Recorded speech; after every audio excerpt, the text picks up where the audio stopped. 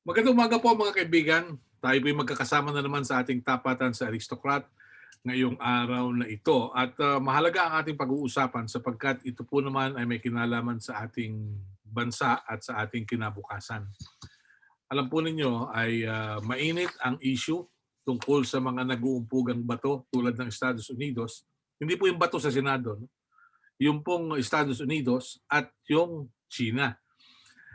The United States, whether we like it or not, played an important role in the Philippines after it bought the country for $20 million from Spain through the Treaty of Paris signed December 10, 1898.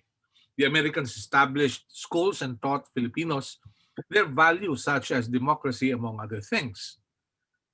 The Philippines seemed attractive to the Japanese during the 1940s, and when World War II took place, the Americans fought behind Filipinos, according to some historians. And this was proven by the number of casualties. So sabi nila, hindi totoo yung side by side. The Americans fought behind the Filipinos. Well, the Mutual Defense Treaty was signed. It will be marking its 70th anniversary this year.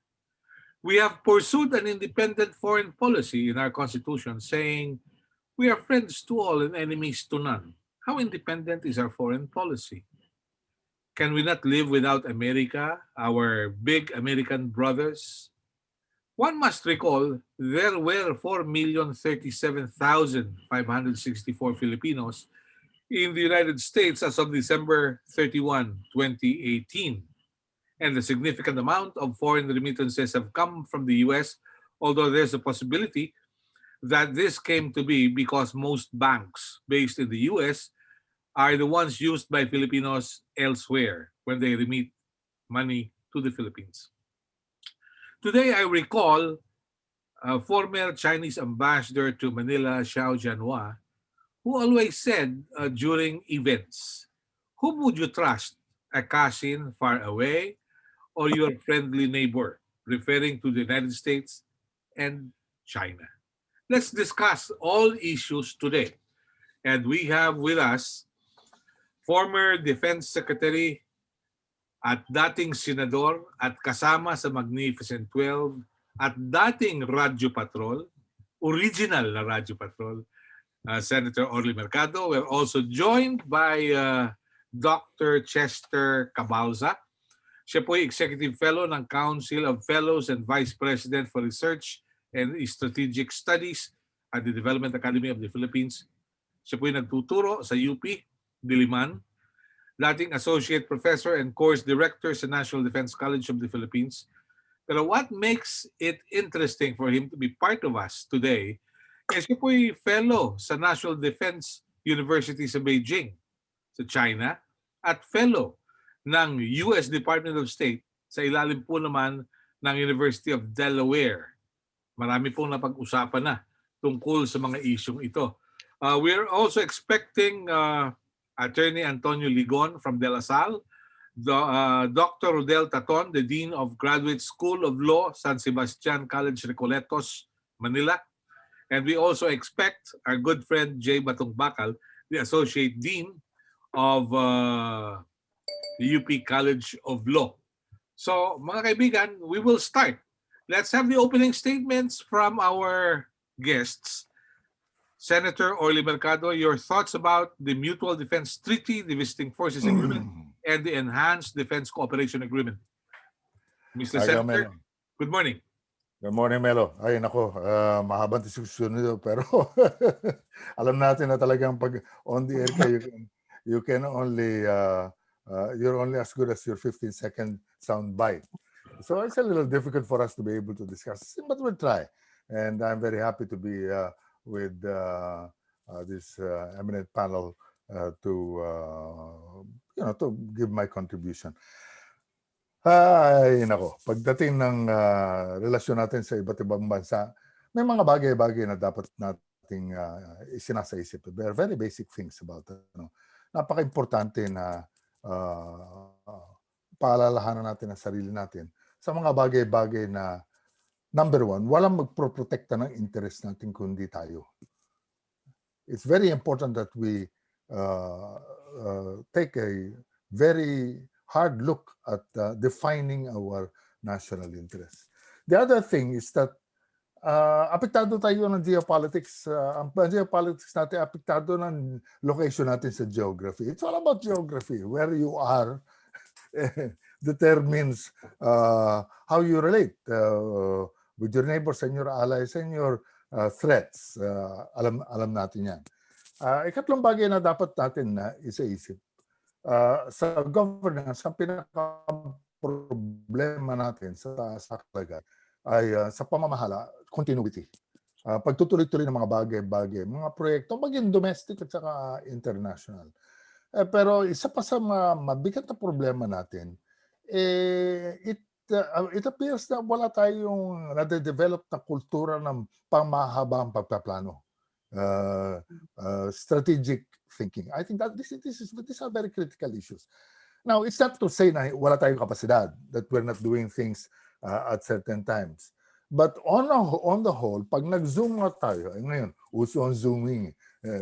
Pero yung zoom out na sinasabi ko, yung para sa camera, na para kinakailangan, meron kang establishing set na malawak para makita mo yung terrain, makikita mo. Kinakailangan, we constantly remind ourselves with that. And in that particular context, it requires a very good understanding of history. Tayong mga Pilipino, wala tayong hilig sa history. Nangyari na yung anong araw yun, etc. Lipas yan, panahon pa ni ganun yan. Very personal ang ating Kaya napaka-importante, aralin natin ang ating mga binabata. The challenges that we face has to be seen in the prism of history, because you cannot understand where you are now without a historical context. And that is going to be the armamentarium we're going to use to be able to plan for the future and see what is in store for us tomorrow. Okay, very good. Thank you, Mr. Senator. Marami kaming itatanong sa iyo. I'd like to acknowledge the contribution of the Bureau Chief of Reuters Manila, si Karen Lema. Actually, suggestion niya itong topic na ito sapagkat maraming issues na medyo may konting salimuot na dapat maging maliwanag. Dr. Chester Cabalsa, you're a very fortunate man to have seen how the Chinese and how the Americans look at the Philippines. May we have your thoughts? Can you walk us through, depending dun sa inyong pag-aaral, tungkol dun sa Mutual Defense Treaty, Visiting Forces Agreement, at EDCA? Please go ahead. Yes, good morning everyone, and thank you Sir Melo for inviting me. Ka-Orly, magandang umaga po. Hi, good morning. Yes sir, good morning po. It's very crucial this year, particularly for the US, the Philippines and China. Unang-una, we will see the alpha and the omega of defense treaties. Alpha because of MDT was concocted and it was signed in, of course, in 1951. Alam natin yung geopolitical context at the time. There were insecurities in the region, and basically because of the Japanese invasion. And then of course, we will celebrate, as you mentioned po earlier, that the 70th anniversary of MDT. But at the same time, during this current administration of Biden, vis-a-vis, of course, with the Duterte regime, we will also see the expiration of the EDCA come 2024. No? So, very crucial sa US itong mga treaties niya with the Philippines. And in between of that, of course, it will operationalize the VFA, which is in question lately, because they really would want to terminate, abrogate the VFA. Kasi nga, and of course, recently, they are demanding for some charges. Kaya nga, way back, natatandaan natin during the time of President Cory Aquino, I'm quite sure si Ka-Orly, alam niya naman yung nangyari dito, when the MBA, the Military Bases Agreement, ended, of course, in 1991, President Cory also demanded for a treaty, with a new treaty with the US, and she wanted the US to pay $1 billion for that. So hindi naman bago yung paghingi natin ng bayad para dito. But the question there, does the Philippines really need money. Of course, yes, we need money right now, particularly that we are in the COVID pandemic, plus marami tayong mga domestic issues right now. And of course, we will see these threats right now. That one more thing, effective ngayon yung Coast Guard law ng China. That's the reason why we need to really decide, rethink, and balance our security needs and of course no strategic thinking on how we will value these treaties because there are threats. So most likely alam naman natin inaaral din ng China yung mga batas na meron tayong kasunduan with the United States because they really would want also to have that kind of treatment with or kind of alliance with us in the future. Inaaral nila ito at kung mag-expire man ang mga military treaties natin with the United States, they would offer because they have also regional and global ambitions for the Philippines and for the world. Yun lang po muna ang aking initial statements, Okay. Sir Melo. Yeah, thank you, Dr. Chester Cabalza. I have to ask Senator Orly Mercado, you've been hailed as part of the Magnificent 12. And one of the Magnificent 12 passed away recently, si Vic San Andres Siga. Siga. Kaibigan namin at kababayan. Pero in hindsight, do you think it was the right decision? Because if I recall, then Speaker Monching Mitra even joined a rally before the Senate calling on the legislators, the senators, na wag na munang paalisin yung mga Amerikano. Was it a step in the right direction? Because some people say, nung mawala yung Amerikano, medyo lumago yung China. What's your take on this? Well, hindi naman na-establish na in things that are happening in the world, you cannot say one thing causes the other. Yeah. Causality in social sciences is not possible. Multifactorial yan. Maraming mga bagay-bagay yan eh. And if you put it in context, it was the correct decision. Largely because of the fact that the political costs for both the United States and the Philippines for military bases to remain was very, very high. And we knew during that particular time there were questions about our economy, etc., and doing it for honor for us to be able to move forward. I don't think personally that the rise of China was largely affected by the removal of the bases in the Philippines. What has changed is the nature of warfare. The nature of warfare that needs permanent bases. Sa totoo lang ngayon, meron magandang paper sinulit si Major Nicholas Kelly ng Australian Army na maganda yung title niya yung hybrid warfare.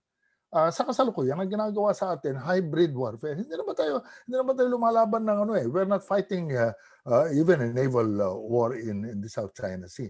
What is being done is that strategically for the Chinese, they have really declared talagang sa kanila yung South China Sea. In spite of the fact na natalo pa sila dyan sa International Arbitral Court, wala yan eh. Sa kanila, talagang it's a lake. And what they're doing is that they started with hybrid warfare. That means it's iba-iba yan. May economic prong yan, merong diplomatic, merong unti-unti they took over, they started by putting up yung sabi nila silungan ng mga fishermen nila, etc. And then permanent structures, and then they now have practically unsinkable aircraft carriers in the South China Sea, and they have actually been able to do it in a creeping fashion, without the use of obvious and blatant military force. So for us, it is very important that we counter this hybrid Chinese warfare threat in a manner that matches the threat. Kung ang utak natin lagi is bases for us to be able to we're violating a very basic dictum in warfare. Do not prepare to fight the last war.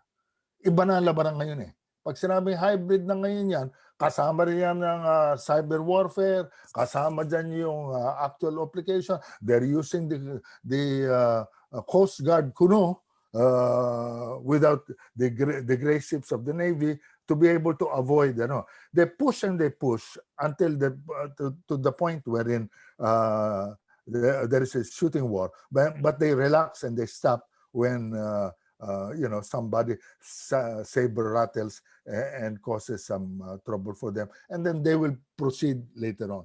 So mahaba ang plano niyan. Dapat aralin natin, pangmahabaan din ang plano natin. Tama yung ginagawa rin naman ng ating gobyerno sa kasalukuyan. Meron mga bagay-bagay, kick the sins of the Americans once in a while, etc. But and balance this thing.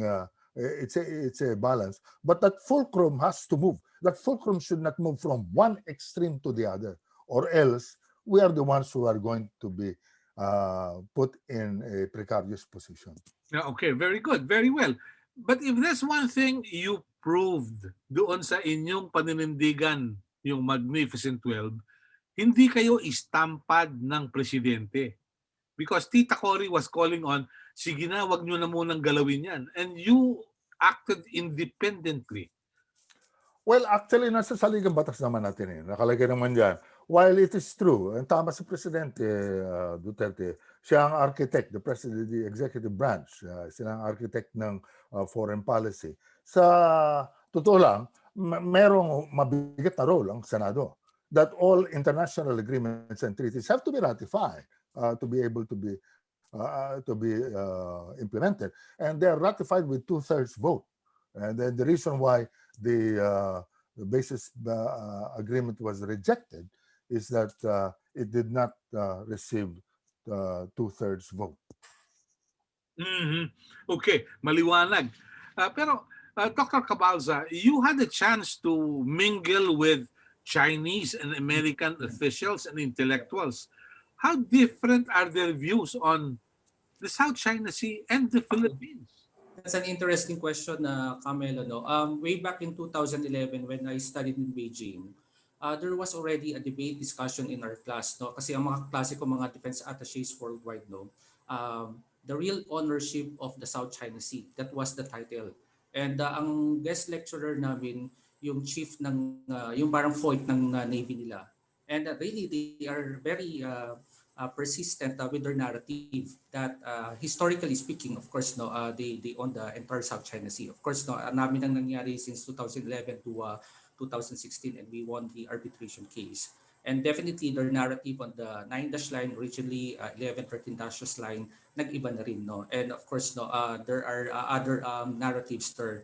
But tama doon sa kwento nga ni Ka-Orly kanina na about the operational and the operational tactics ng mga ng plan yung People's Liberation Army Navy nag-iba rin, because really at that time they are very focused and they have a long-term plan, and they really would want to acquire and reacquire their territories, because they have this plan of a national rejuvenation. We know for a fact that they were the West embarrassed them, no, yung sa kanilang history, no, and that they want to reclaim all those territories, particularly of course no, Taiwan, and nakuha naman na nila ang Hong Kong, Macau, and of course their claims on the South China Sea.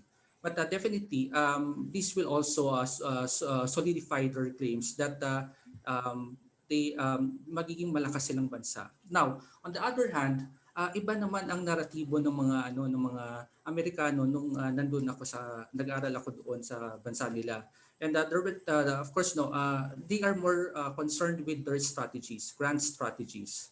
And of course, we know for a fact that they have this pivot to Asia, and then now they have the Indo-Pacific strategy. Mas maano sila sa strategies, in thinking, no? And of course, yung freedom of navigation operations, yung FONOPs nila. But I just observed, comparing the two powers, that sometimes China thinks this way but does differently. Iba yung kanilang sinasabi, pero iba rin yung mga ginagawa nila. On the other hand, si US naman, very grand yung strategies niya, Pero it's not enough. Medyo kulang sila sa action. No, maybe because of some domestic issues also, and of course on how they will execute and balance the relations with China, because they have symbiotic relationship with China, because definitely for economic reasons they need China also, and of course they each, both countries don't want to spark or start any war so far, because it's really expensive to wage war as of the moment. No, that's what we know. But basically, they also saw how the Philippines transitioned from a small state actor to becoming a middle power. Why? Because it has attracted these two powers. Nagulat sila, bakit lumakas ang loob ng Pilipinas? Well, because we've seen a lot of insecurities in our maritime domains. No, nangyari yan, of course, noong 1995 mischief wave. Nagkaroon tayo ng mga karaoke diplomacy, pero hindi naging effective. And then meron tayong mga raming incidents na ginawa ng mga Chinese militia. Then, of course, yung mga how we did hedging and accommodation of diplomacy between these two powers, medyo nag-iba rin yung ating naging actions towards these two powers. And now, all of a sudden, sila ngayon yung gumagawa ng paraan on how to get our side.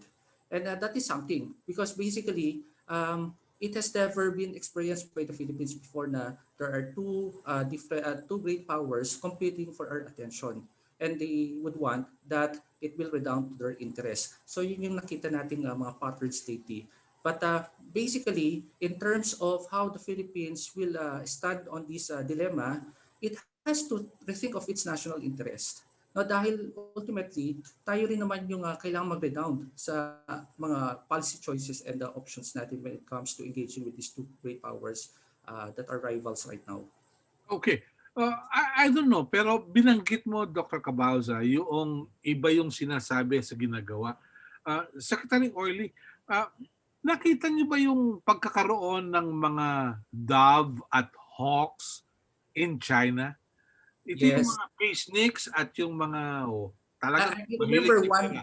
Thank you for that, Sir. No, natatandaan ko, I have a PLA classmates. Ang sabi niya, why are you so much engaged, or you have so much attachment with the US? Sabi niya, we are neighbors. Chinese are like vases. Sabi niya, very beautiful, pero very fragile. Samantala yung kaibigan nyo ngayon are sweet talkers. Ganyan ang kanilang narrative. No? That's how it's a part of conditioning the minds. Of course, though, you have to also analyze what they're saying. No? And sometimes, really, if you try to analyze what they're saying also, pwedeng, of course, no, they have maybe they sounded in good faith, but at the same time, may double meaning yung mga sinasabi nila. But definitely, no, the reason why I told that sometimes they think differently and acting on different side, kasi tingnan mo po yung kanilang policy. They always think that they belong to a harmonious country, and they have to engage harmoniously with their neighbors. But at the same time, we see some belligerence in the region, animosity and disorder. And we've seen how they operationalize their strategies towards us. One, it was really planned, well planned, that they would secure the South China Sea by hook or by crook. That's why they tried to militarize it. Na alam natin naging dominant sila, and the US couldn't do something even if they insisted for the FONOPs. And China was very successful in transforming the fake islands or in the South China Sea. And now, of course, no, nakita na natin yung mga pwede nilang gawin doon, no. And that's what I'm saying, na iba yung sinasabi sa ginagawa nila. Remember in Scarborough Shoal, that is a classic example. There was a negotiation with the Philippines and China at that time to live together the Scarborough Shoal. Pero they did a lot of deception there, no? The art of war. Our contingent left the Scarborough Shoal, pero hindi sila umalis. Sabi nila may bagyo, kaya hindi sila nakaalis. And now they are in control of South China, of the Scarborough Shoal. So you see the kind of of negotiation and their statements and their actions, no, magkaiba yung minsan sinasabi nila sa nakikita natin and their sincerity with their negotiations with us. Kaya minsan tayo naman we do a lot of peaceful negotiations na lang kasi naunahan tayo eh. So I think that is a good example of sometimes both parties should be sincere. You should have mutual trust when you Okay. negotiate, no? So Okay. yun yung nakikita ko doon. Maganda yan. Your reactions, Senator Orly. Alam mo, nung araw, talagang yan ang panaginip ng mundo eh. Na ang pagtaas ng China would be peaceful rise of a power. Parang Pollyannish. Talagang naive ng konti yun. Dahil sa nakita natin, talaga sa totoo lang, it was not that it appears to be peaceful in terms of words, etc. But actually, they have really been flexing their muscles. And this peaceful rise has to be sought. Nowadays, we are seeing, nakikita rin naman ito, napakalaki naman. Sa anumang bansa, meron talagang mga extremists. Merong war, may hawks, may doves, etc. Pero nakikita rin natin, maliwanag naman ang strategiya ng China. So, it has become a main threat to us now in this country.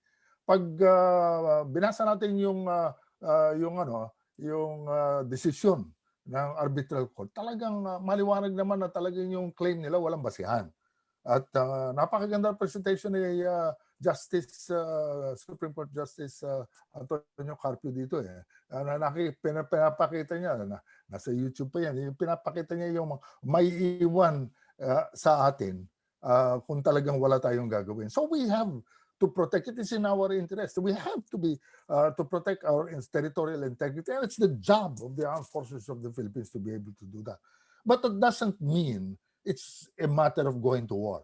Talagang false dichotomy yun eh. Mali naman yung sasabihin natin. It is a choice between surrender and war. Hindi ganun yun eh. Ang spectrum nun na napakalawak eh. Merong pacific means of settlement of disputes, merong threats, etc., containment, deterrence. There are many other mechanisms. Kaya ang importanteng mensahe, hindi siya choice between war and peace. Sa totoo lang, to be able to have peace, you have to prepare for war. But even the way we prepare has not taken into consideration that strategic formula, that strategic problems that we face. Even the modernization that we are trying to do is not in lockstep with the changes. Dahil hindi naman tayo inaaway ng gera lahat yan eh. Cyber warfare is an area na napakalaki ng pagkukulang natin. Pero hindi natin nabibigyan pa ng yung kinakailangang mga resources. It is also very important for us to be able to reorganize our capabilities and find out and focus on the naval and force and air force assets and to be able to, it doesn't necessarily mean you have to have the biggest fighter planes. Look at what China has been doing. From the pages of Mao Zedong's People's War, militia ang ginagamit nila. And tayo hindi natin ma-mirror yun eh. Noon pa man, nakikita na namin, sinasabi na namin, nakukuha na, nahuli natin in the 1998, 99, etc. Pag nakakuha kami ng mga fishermen ng mga walang matandang-matanda, walang batang-bata. At makikita mo naman, meron silang radyo, meron silang So their militia force, they have the largest militia now. Tayo, we swing from one end of the pendulum to the other, unfortunately. Timplahan yan eh. Even in negotiations, you squeeze, and then you let go, you push, and then when, ganun ang ginagawa sa atin, ganun din dapat ang ginagawa natin sa kanila. How do we come up with a strategic foreign policy where we can deal with all these threats, if you may, from cyber warfare to actual warfare? Because I recall Vice Admiral Jovi Bacordo in our forum with FOCAP once said, you don't expect us to fire first. Hindi kami gagalaw ng ganon. Pero pag may nagpaputok na iba dyan, that will be another issue. Because the bar of public opinion will be on our side. Ang napaka-importante, pag-aralan natin kung ano yung threat sa atin. Pag nag-agree tayo, tapos yan, dapat yan hindi military lamang eh. Iba yung military strategy. Talagang importante yan.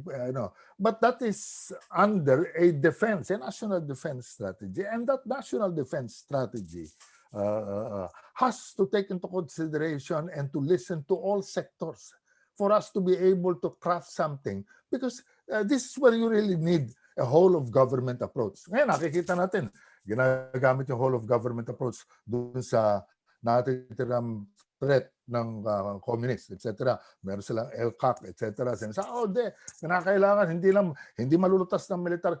And that's the dictum here. The same is true with this particular threat in the South China Sea.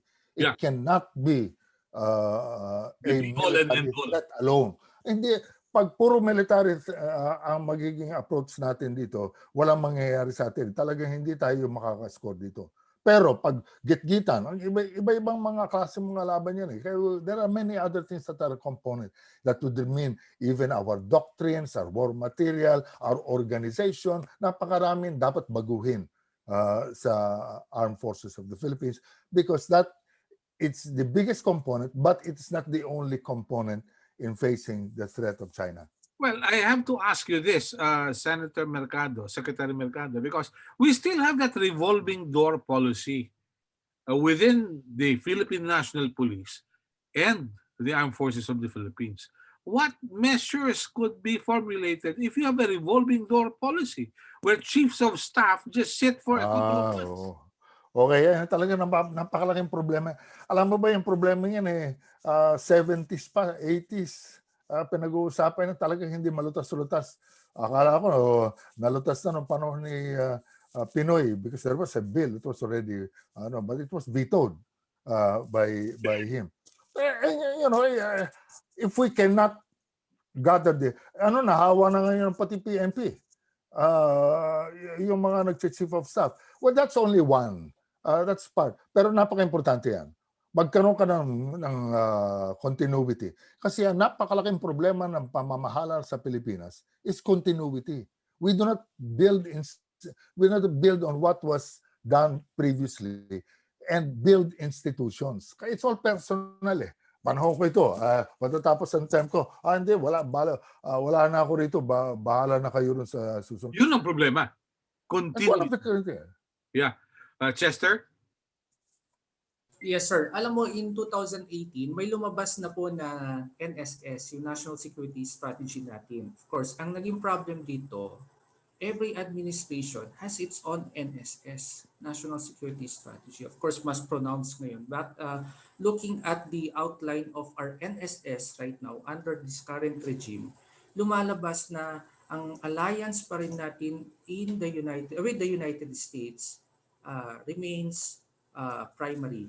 No, and of course we are also they use the term diversifying our relations with other countries including China and Russia and some other major powers.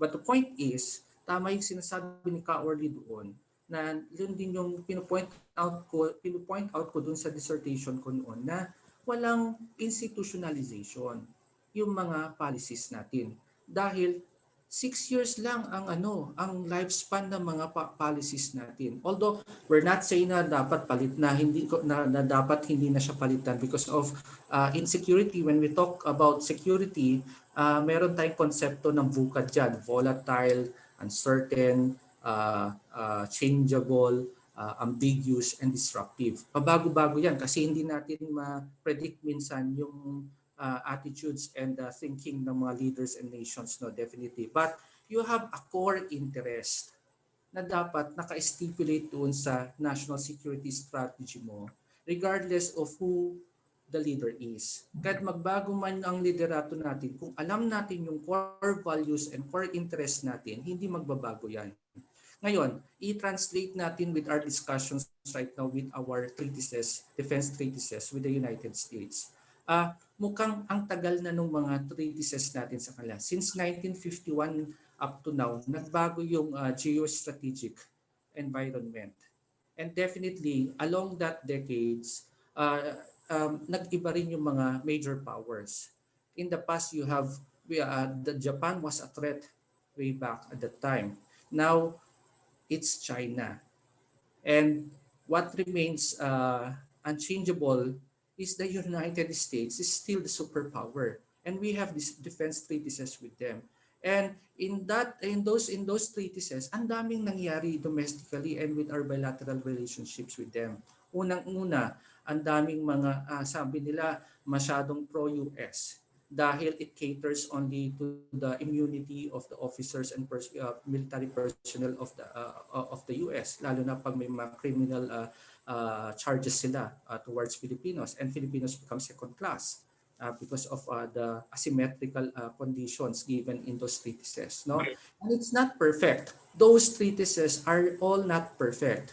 At even if we will engage later on with who will become the superpower in the future, definitely there will be imperfections with those treatises kasi kinakapan natin pa kung ano pwede mangyari. But ang gusto natin puntuhin dito, we should learn from our mistakes. We should learn from the past, from history.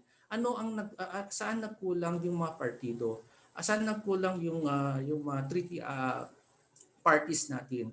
Ano yung mga kakulangan in terms of the provisions that should be stipulated in those treatises? Okay. And it should adapt to the changing times. Yeah, very good. I- Senator Orly, you will agree with me that you cannot just say, wala nang VFA dahil kinanselan nyo yung passport nung kapgo ko o nung kaibigan ko.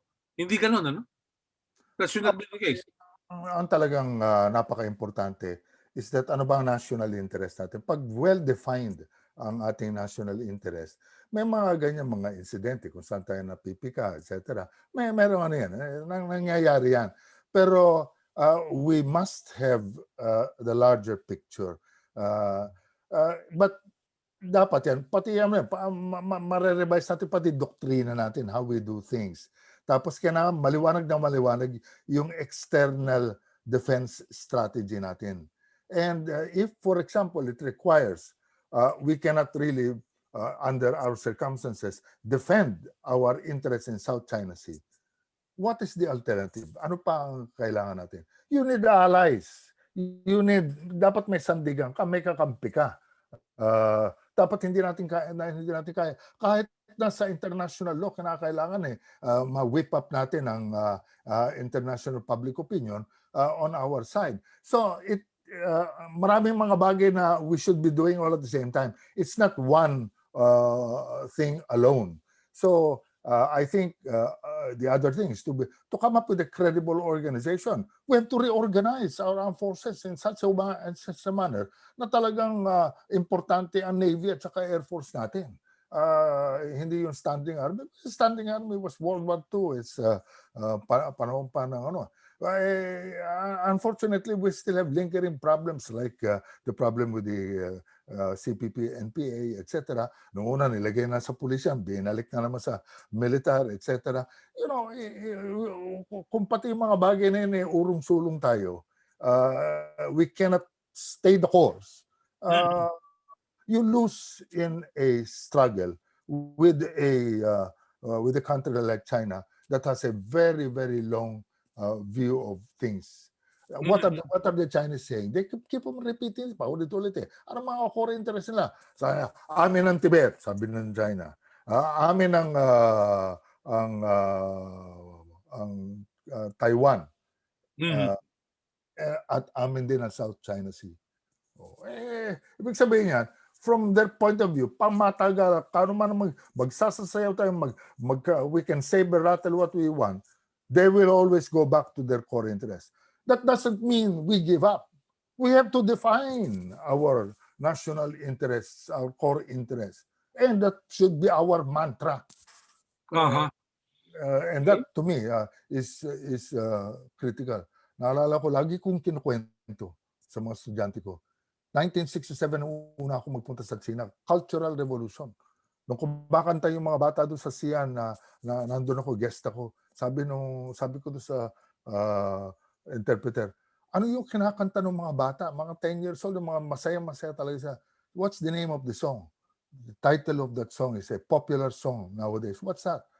We Will Liberate Taiwan. Yun ang kinakanta ng mga bata. 1967, ha? In the Really? height of the Cultural Revolution. That shows you that even in the educational system, they have imbued certain thinking. Tayo, natatakot pa tayong magsalita kahit sa mga sa ating pag-aaral sa mga estudyante. Dapat tinuturo na natin sa kanila yung victory natin sa kung ano talaga yung bakit importante ang West Philippine Sea sa atin, and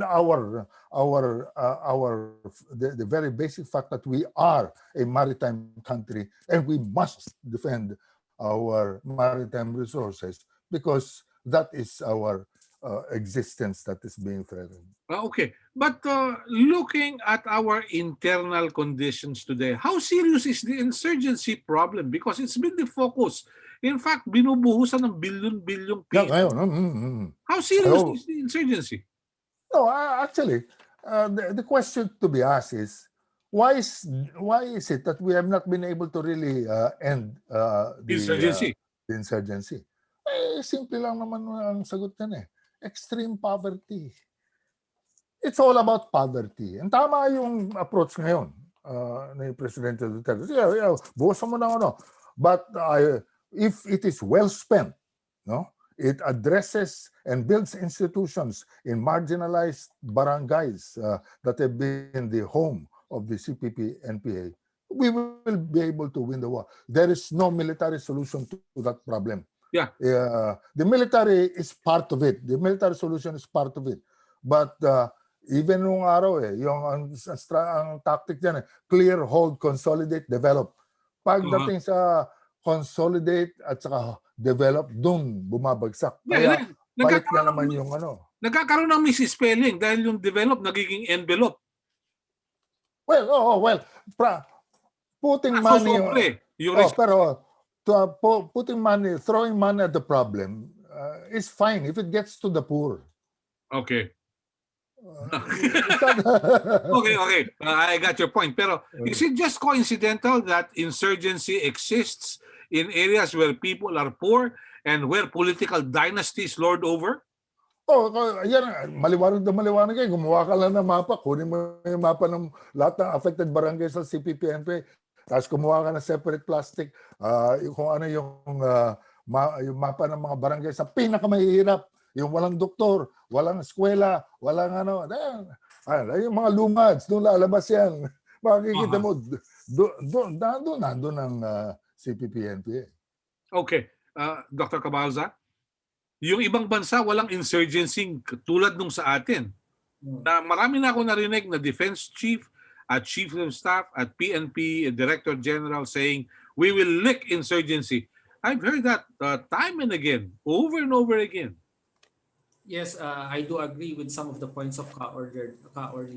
It all boils down to poverty issues kasi Yun yung long term. But more than that, it's about innovative governance. Dapat hindi rin maging kapante yung mga namumuno sa atin na they can only do these things. They can think out of the box. Kasi sometimes in our culture, magaling tayo mag-identify ng problema natin. We're very good at that. Pero when it comes to innovation, to implementation, hirap tayo. And sometimes, there are vested interests also. I would want to call out the attention of our elites. Kasi kasalanan din ng mga elites natin. They've been selfish. All throughout our history, we've seen that sila rin pa rin yung mga elitista simula nung panahon ng Kastila hanggang ngayon. Mayroon mang dumagdag, konti lang. So the point is, when you have innovative policies with educated and middle class people, ang mangyayari niyan, magiging productive, proactive ang mga Pilipino, and definitely they will help the government. Kasi look at what Malaysia did. They had also insurgency issues in the past. Pero ginawa ng gobyerno nila na dapat walang maging mahirap sa kanila o kung meron man, konti lang.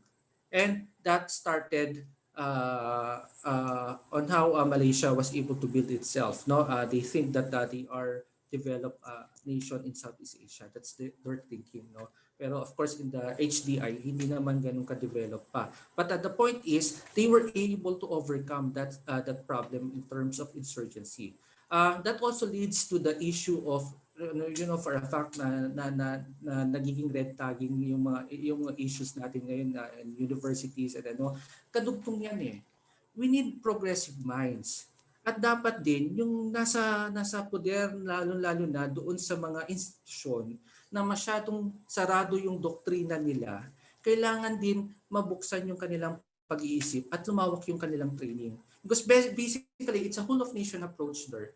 But you should also have all institutions and all parang ecosystem yan eh. Hindi pa pwedeng isa lang yung kailangan mong buuin. Kailangan everybody should put action into it, no. Maging alert lahat. But it all boils down to innovative thinking, no. Kagaya rin ng nangyayari dito sa South China Sea. Ang lacking sa atin, wala tayong maritime security governance. I'm writing right now a paper comparing all the Coast Guard enforcement agencies in Southeast Asia, including China. At napansin ko, lahat naman sila nanggaling sa armed forces originally. Yung iba tapos and then they were they became independent and became under the Ministry of or Department of Transportation. But they still have that police power. Pero ang daming batas na nagsanga-sanga and sometimes they are not harmonized. Kaya minsan yung identity nila when it comes to police powers, nakakatakot, especially during conflicts. And in which case, hindi nare-resolve, no? Yun yung mga nakikita natin mga issues on that. Nakamute kayo, sir. Yeah. I would like to open the floor to our colleagues from the media, but let me ask you, Senator Orly and Dr. Cabalza, how would you compare the Philippines with that of Vietnam or Indonesia na meron ding mga problema sa South China Sea? Sino kaya unang taker? Ka-Orly, ka muna. Well, actually, nakikita natin talagang modelo rin ng Vietnam. Pero pag inisip mo, Vietnam, ang karanasan nila sa kasaysayan, pag binasa natin ang kasaysayan, ang karanasan nila sa gera, napakahaba. No, they fought the Chinese, they pushed them back, they fought the French, they beat the French, and they beat the Americans. So dito na nakikita natin mabigat yung kanilang nationalismo, and yet they've been able to hold what they can in the paracels in the South China Sea. Yeah. Largely because of the fact na talagang nagbabago yung kanilang military organization. Isa sa mga problema natin is that hindi natin mabago. We have not made the military force dynamic. We are still personnel intensive. Ang budget ng military natin talaga napakalaki, personnel. Kasama na rin diyan yung pension at retirement, etc. Okay. It looks like it's big, but in actual pagdating sa mga pangangailangan so you have to reorganize. There should be a organizational restructuring to achieve it in such a manner that it is more technologically based force. Because our neighbors have been able to do it. This means it includes civilian ranks and technologically trained personnel na nakikita natin na magaling pa sa cyber operations at saka how to be able to operate other in the face of other threats. Okay. Sa akin, napaka-importante niyan. Then the priorities of the funding of our equipment should come in. And then strengthen our relationships. If, for example, you're faced by a big bully in the neighborhood, well, one of the things that you can do is start exercising and learn martial arts. But in the meantime, you're still working your skills Aha. up. Kung meron pinsan kang malaki rin na samahan mo nga ako rito. Ginugulo ako rin meron kang kakamping malaki rin. So dapat ganun din ang pag-iisip natin eh. We're not going to go it alone. And nowadays, talagang warfare can be fought without firing a shot. And that means you can turn off, you can control an area. Yun ang aralin natin ko, how will we be able to, atin yun eh, meron tayong papeles, meron tayong desisyon. But lagi tayong, huwag tayong pumasok dyan, mapapaaway tayo. Pag ganyan dahil, you abdicate. Pag nag-abdicate ka, papasok na talagang mas mahihirapan ka. Dapat yan eh, every inch we will be there, and kung kinakailangan saber rattling, kung kinakailangan, nung araw naalala mo nung panahon namin, pagdating na nung panahon namin, pag naglalagay na mohon na Chinese doon ang instruction na pasabugin na, etc. Yun ang ginagawa natin. Magpo-protesta sila, protesta rin tayo. Bakit kayo naglalagay ng muhon dyan? Okay. Yung mga bagay-bagay na pwede. Maliit na mga bagay-bagay, pero they affect our thinking. Let us not give up. That is the point. Okay. Dr. Cabalza? Ang pinagkaiba ng Indonesia and Vietnam sa Pilipinas, they invested so much in their Navy and Coast Guard. Kasi iniisip nila, they are maritime countries. The Philippines is not yet a maritime country. We are just an archipelagic country. Kasi hindi tayo There's a great difference ba? Magkaiba po yun, yung archipelagic country sa maritime country. Kasi kung maritime power ka, maritime country, you should become a maritime power na kaya mong depensahan lahat ng maritime domains mo. Hindi nagawa ng Pilipinas yan. We failed with that. And it's only now that we are investing on our Navy, Air Force. In which case, yun dapat. Kasi ang naging problema natin, we depended so much with major powers. No? Like the United States. With the US, no? Kasi pinangakuan din tayo, we cannot deny the fact na pinangakuan din tayo na kayo nang bahala sa internal nyo, kami bahala sa external. And with that kind of thinking, na-trap tayo in that situation. But for Indonesia and Vietnam, it was the reverse. They didn't depend to major powers because they only think of their own national security. Yeah. Naisip na nila kung anong pwedeng mangyari sa kanila. And they saw these threats coming in. And they were able to successfully protect their nation. No? At nakita natin yan, pinapasabog nga ng Indonesia pag may mga Chinese fishing vessels na pupunta sa kanila. Malupit yung minister nila ron ng fisheries. Yes po. Kasabog. Oh. Yes, at dito hindi natin magawa yan because of some diplomatic repercussions. Kapag ginawa yan, it will cause conflict and war, possible shooting wars, no? Kasi nga naipit na tayo sa sitwasyon. But if we can turn back time at talagang Which we cannot do anyway. We will just rely with alliance. Kaya nga may mga defense treaties tayo. Na ang Indonesia at Vietnam wala naman in the first place. Wala naman silang defense treaties with the United States eh. Pero look at what they're doing. They're so powerful in the region and they can defend themselves. At yun ang nakakahanga sa kanila po. Okay. Malupit pala. Malayo pagkakaiba. Si Karen Lema of Reuters may have some questions. Karen, please go ahead with your questions. Karen, you're there? Hi, Melo. Yeah. Hi.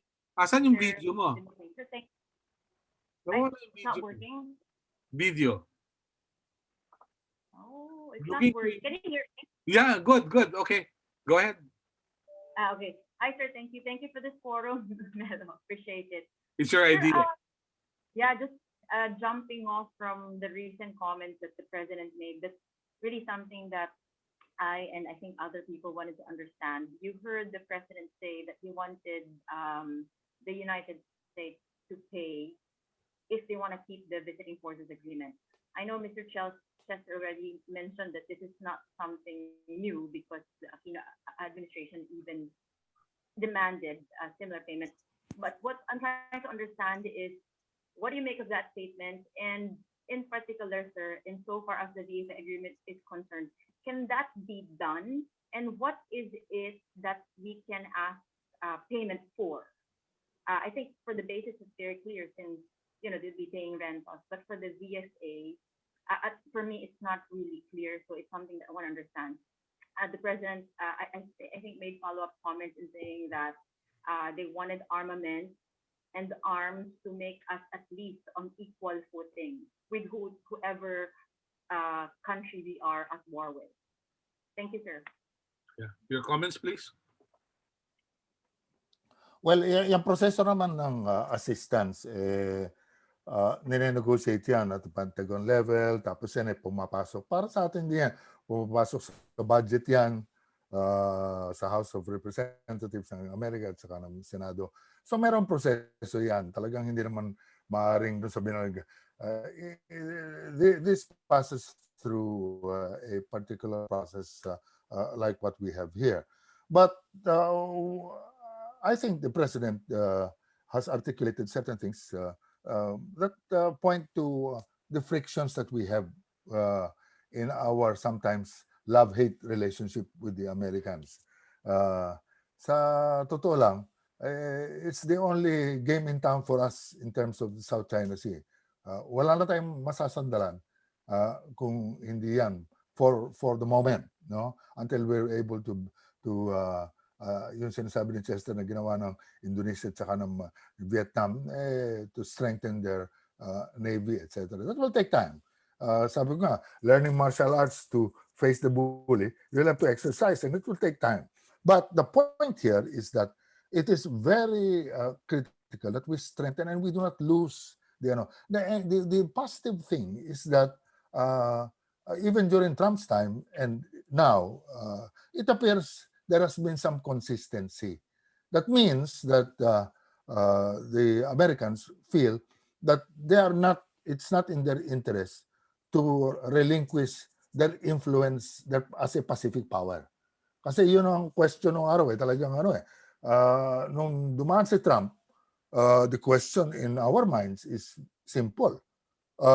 America first. Ang ibig sabihin nito, atras ito. Kinagagalitan na niya yung NATO Sabi niya, wala, bayad kayo. Hindi ako you're not spending enough for, it's us alone, etc.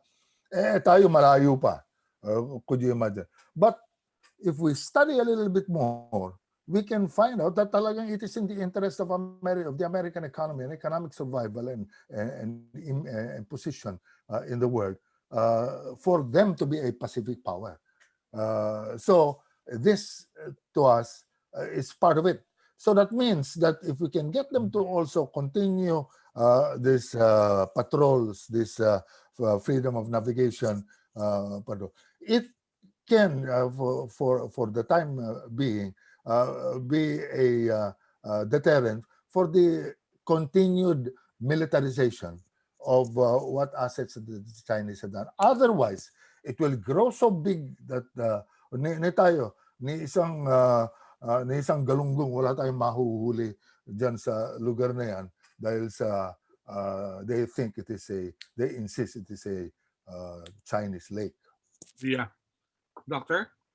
Well, our president right now saw a leverage on his advantage because technically there was a precedence in that price before. You have former President Aquino asking for a payment before, and although it wasn't successful, and now he has more confidence in doing that because there was a precedence.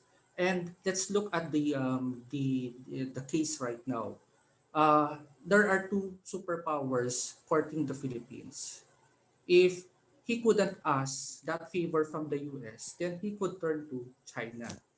And secondly, it will become a bargaining chip for the Philippines. And secondly, the US is saying that we've been supporting you, giving you aid since 2006 to 2020. We gave you $700 million already. But that is an aid. That is a support, your help. We are asking for a payment. But it should not be a double standard. if we will ask a payment from the US for their security activities in our country and in the region, then we should also ask the same thing from China, China destroying our maritime resources. It should not be a double standard. It's about transaction. It's kung ang gusto ng gobyerno natin ngayon is about real business in engaging with our partners and alliances, then it should be objective, and it should not have any biases towards these powers, no. And thirdly, the reason why I said na it has become a leverage for the Philippines now, because the Philippines and the president knows that the Philippines has geostrategic importance. One is we have we are at the center of this South China Sea conundrum. Secondly, we have also domestic issues on terrorism, because they did the U.S. Embassy said na let's not compare the Philippines with Pakistan, because the problem in Pakistan is the terrorism issues. But we also have domestic issues on terrorism here. At the same time, we have external issues on the South China Sea. That's why mas malaki yung stake natin, no? We are asking for a price to help. It's not about it's no longer about cash register diplomacy, but it's about pragmatism, because all of us needs economic support right now because of the current pandemic. Kung wala namang pandemic, di naman tayo manghihingi ng presyo, ng pera. And also because of the changing security situation and regional architecture in the region. That's why. Because basically, we negotiated for MDT, for military bases agreement. Why not negotiate for VFA? It should be down to our interest. Bakit tayo mahihiyang humingi ng bayad kung talagang kailangan natin? And we will also support them. That's why we will test our alliance now with the US. And vis-a-vis the true intentions of China with us. Magbayad din kayo sa mga siniran yung mga resources namin. Mhm. Okay. Teka, yung bayad na yan, dapat transparent. Definitely. Dapat po. At dapat may concurrence ang Congress dyan. Because the President cannot just act alone. Nung nakipag-negotiate tayo for the MDT and MPA, it was through Congress. And it should be done also this way. Before we ask for payment from the US and China, it must pass through the Congress. And there must be concurrence from the Congress. And the President will only execute it. Okay. Very well. Karen, go ahead. Thank you, Mel. Thank you, sir. All right. Let's try the signal from Chara Sembrano of ABS. Hello. Hi, yes. Good morning, everybody. Yes. I'd like to ask, yes, both I can see, Orly and I can see you. yes, that is my intention to not Okay. show myself. Tendosi siya na, Maybe- sir. Strict Maybe lang ang some other payment time. ko. Go. Yeah, I look so much better in that photo than I do now. So Yeah, okay. We can see you. All right. yeah, so I'd like to ask Orly and Chester both, about what are your thoughts about despite all that has happened, President Duterte still appears to be quite a lot more sympathetic to China than he is to the US. Do you feel that it is a beneficial position for the Philippines, or is it damaging to the Philippine stance? Because in one hand, it is his sympathy towards China is keeping the US on its toes. It's giving us space to bargain and negotiate and demand with the US, which is a position we haven't seen before. But on the other hand, it does seem a little like sleeping with the enemy.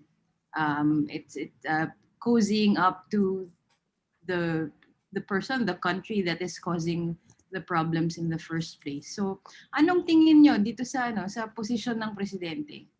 Alam mo, Sierra, pagpapaumanin mo sa akin, baka magalit ang mga tao sa akin, sabihin sexist ako. Pero sa natutunan ko sa politika, napaka-importante na naisip mo.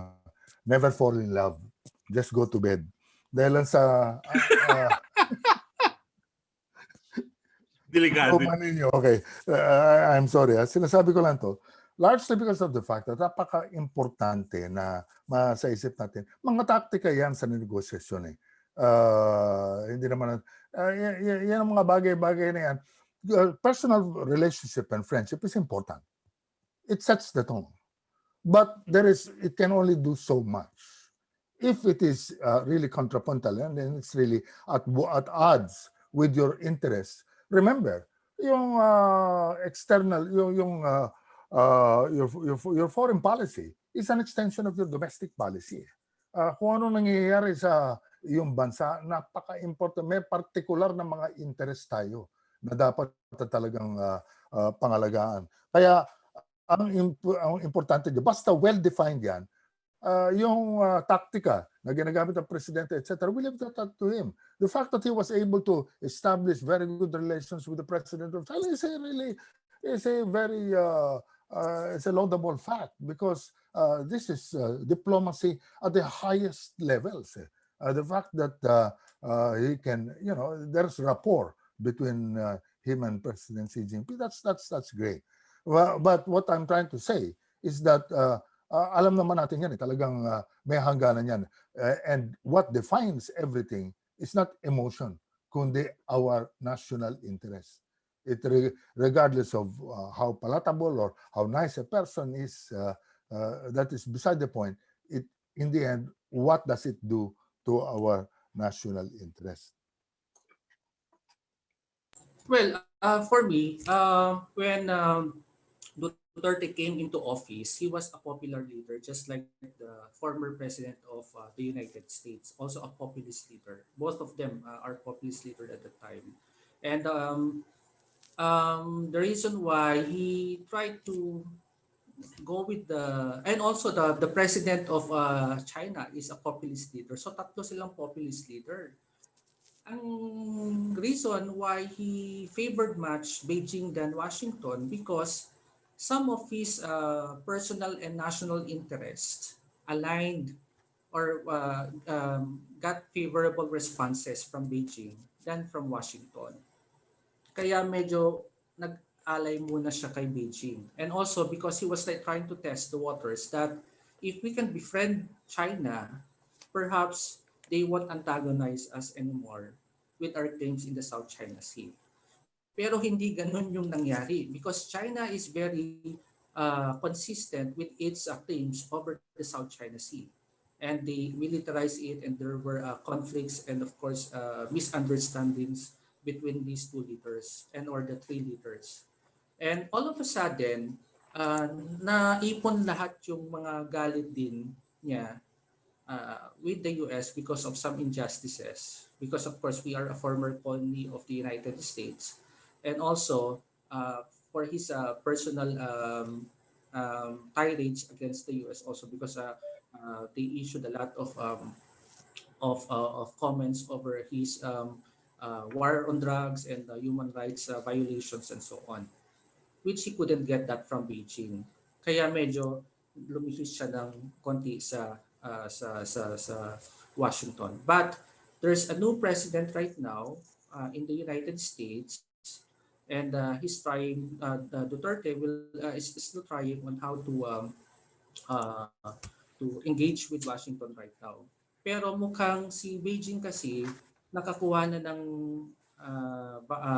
advantages. May marami na siyang na-invest in the Philippines, particularly economically speaking.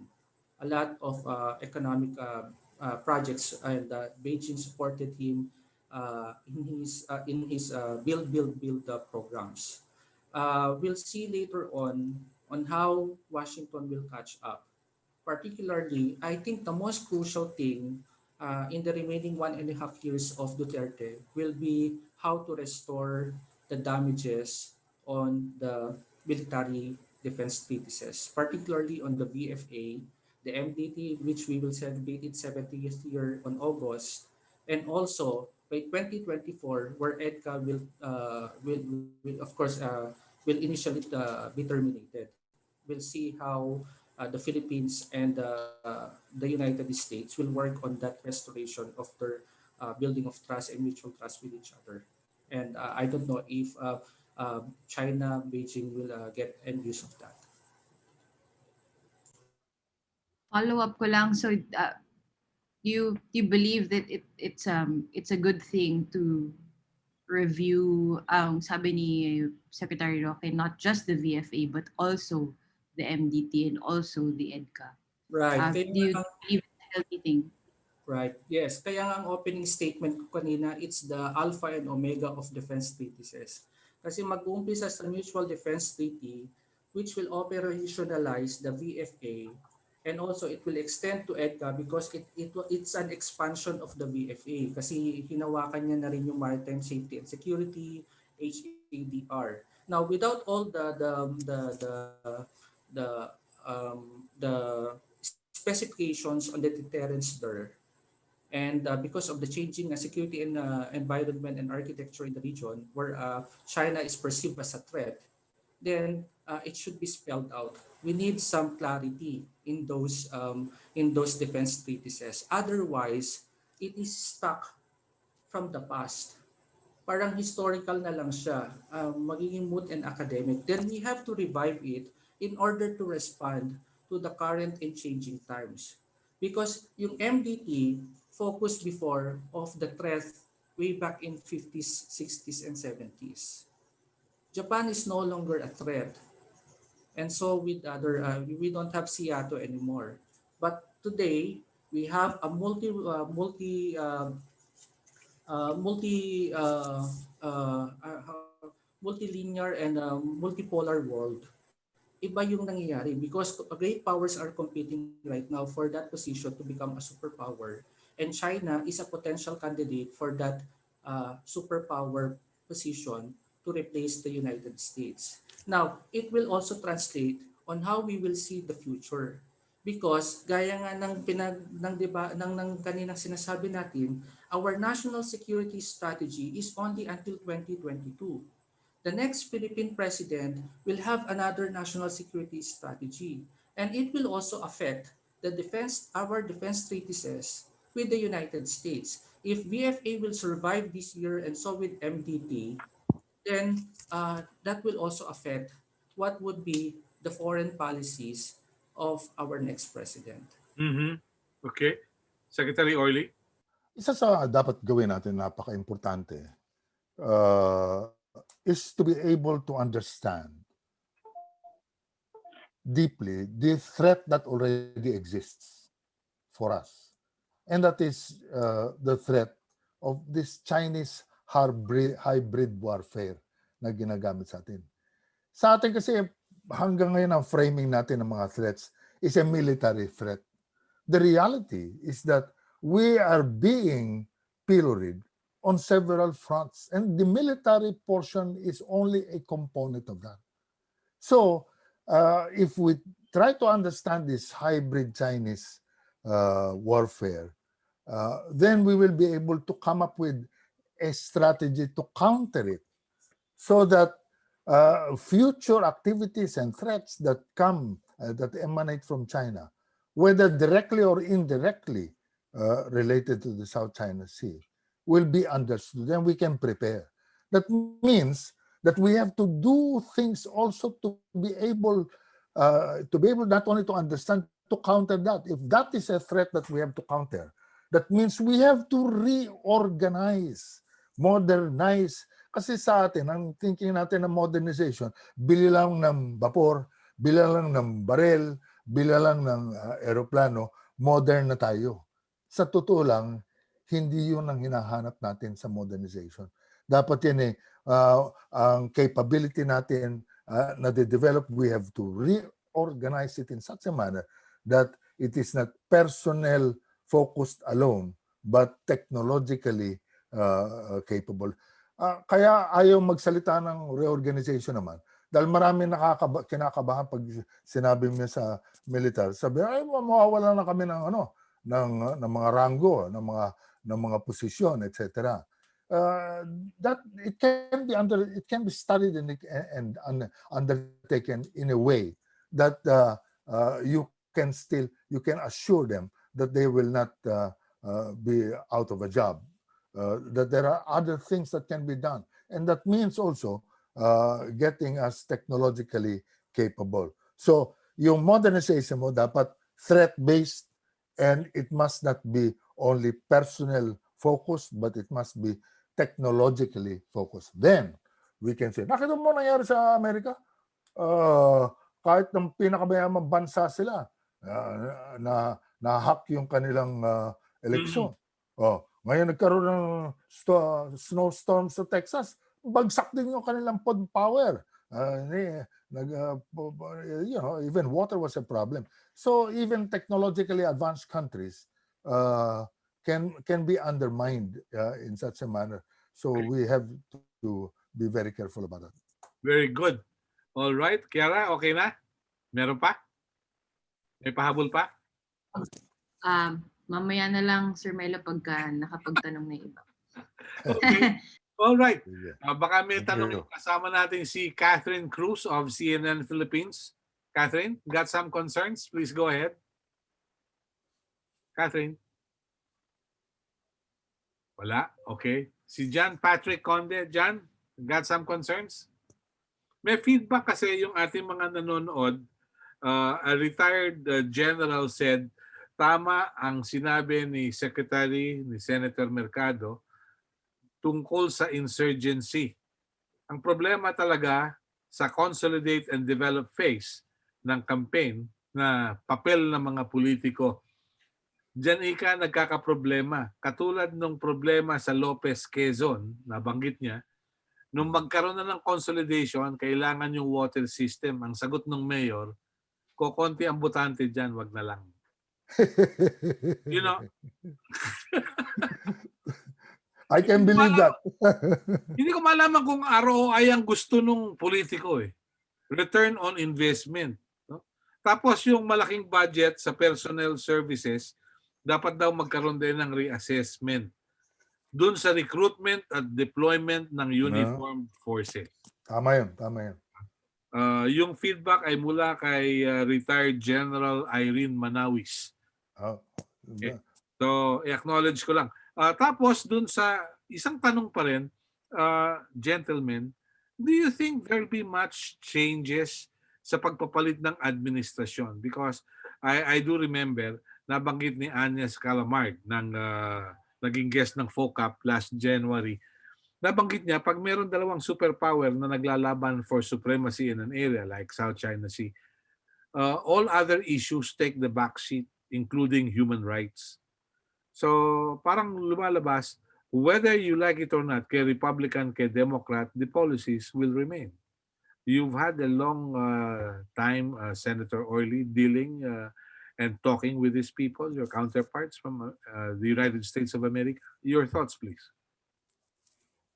Well, the focus, ano ba yung tinatanong mo? Yung focus kung... Yung focus, kahit sino maupo sa Amerika, yung pa rin American interests, regardless kay Democrat, kay Republican. Yun ang yun ang tinatawag sa, well, I'll use the words, dominant leitmotif. Yung bang sa music nga, merong hindi nawawalang kumpas. Ayun. Yung leitmotif sa musika. Yun ang wala tayo eh. May bubulsok ditong ideya, etc. Kasi ang sinasabi na nila, yung society natin personalistic eh. Our loyalties are to people, not to institutions, and we are not very good in building institutions. I disagree with that sometimes, or a lot of times, because I believe that the world is changing, and even our people are changing. So I think what is important is to be able to institutionalize. Ngayon, ang problema minsan sa atin, we think we've institutionalized something, some reform, by passing a law. Magaling tayo. Lahat ng mga batas natin, marami tayong mga batas na magaganda eh. Marami tayong mga proyekto, mga programs na magaganda. Unfortunately, there is a world of difference between passing a law and implementing it. Nandun sa implementation ang nagiging problema natin eh. So, we think we solved a problem on there. We signed this already. We have an executive order already. We have etc. But in the ground, it is a totally different thing. Kaya napaka-importante yung supervision, and the executive branch has to be held accountable by But there are no magic things that we can do. I think we have made strides in public administration that are very welcome. There's a lot more to be done. But from the point of view of the military, ang importante talaga to be able to create a condition wherein the interoperability of the effort against the insurgency is really fully linked with the civilian government.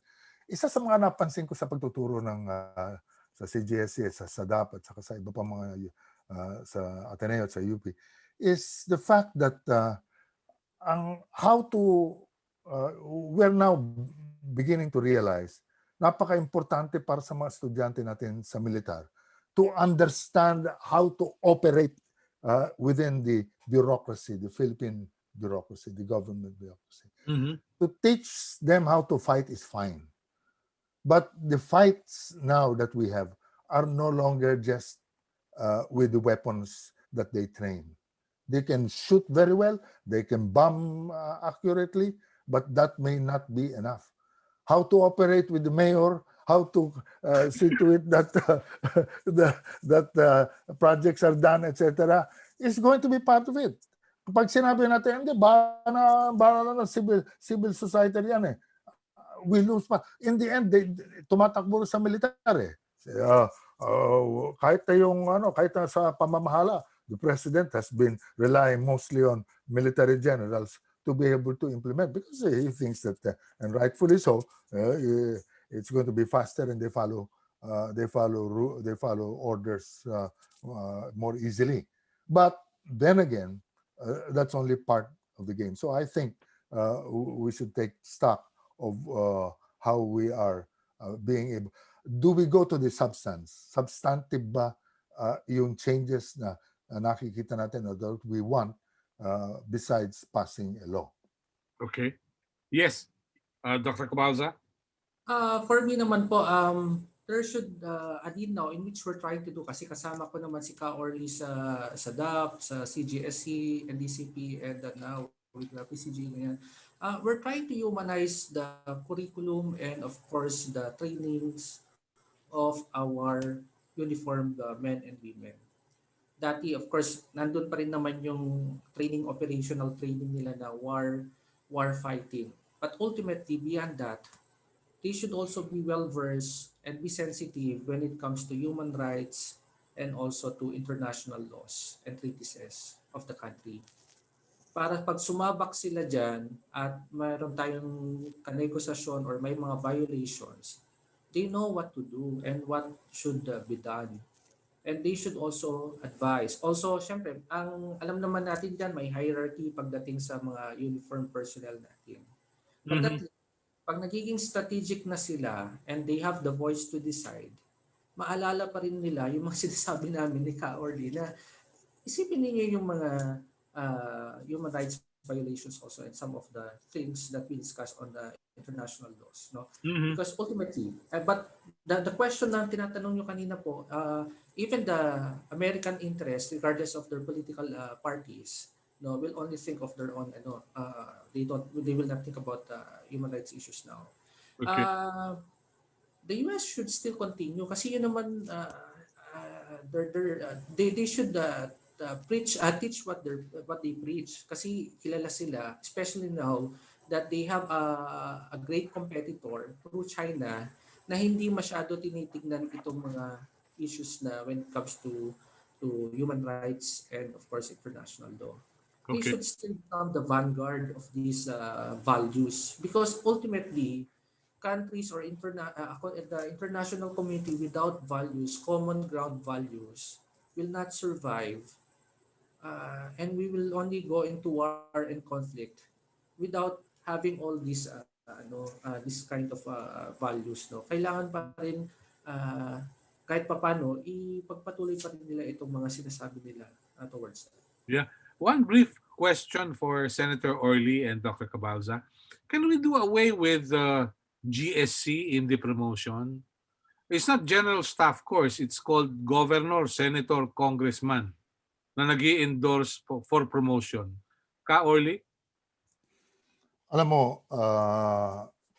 when I became secretary, I was the first secretary after a long period. Siguro mga 10 taon din yung puro general, dating general ang nagiging and the last to be Secretary of Defense na civilian was Johnny Ponce Enrile, who's 16 years, yeah, no? But I became the first in a long time since EDSA.